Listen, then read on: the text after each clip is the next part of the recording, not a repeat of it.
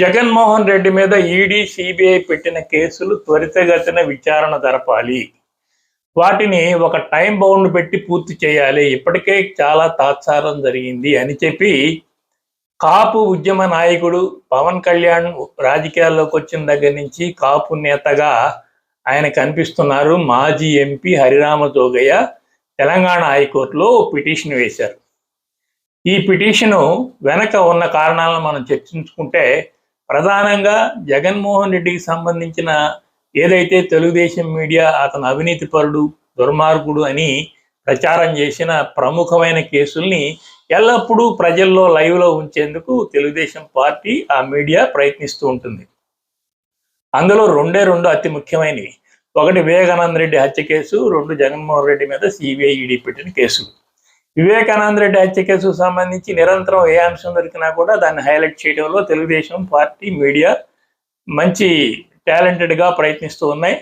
రీసెంట్గా వివేకానంద రెడ్డి హత్య కేసులో సాక్షి అనే ఆయన వాచ్మెన్ చనిపోయినప్పుడు ఆల్రెడీ చనిపోయి ఆయన చనిపోవడానికి సాధారణమైన సహజ మరణం అని చెప్పేసి పూర్తి చేసిన తర్వాత తెలుగుదేశం పార్టీకి గుర్తొచ్చిందేమో, వెంటనే మంత్రివర్గంలో అది పెద్ద ఎత్తున చర్చించి రాష్ట్ర పోలీసు డీజీపీని పిలిపించి ఆ జిల్లాలో ఉన్న పోలీసులను అలర్ట్ చేసి చాలా హడావుడి చేసింది.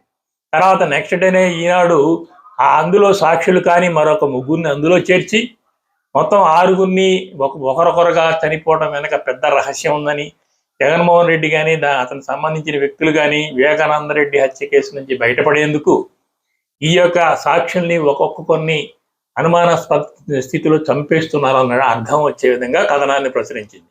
సో దాంట్లో ఏ ఇష్యూ వచ్చినా కూడా దాన్ని వాడుకోవడంలో తెలుగుదేశం పార్టీ మీడియా నిరంతరం ప్రయత్నిస్తూనే ఉంది.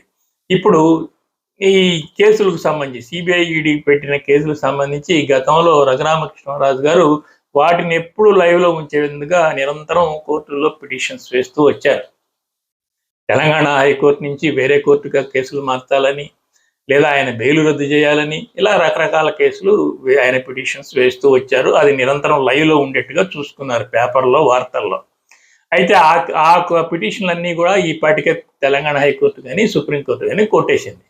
ఇక ఈ మధ్య కాలంలో సుప్రీంకోర్టు ఇచ్చిన ఆదేశాలు ఎలా ఉన్నాయి?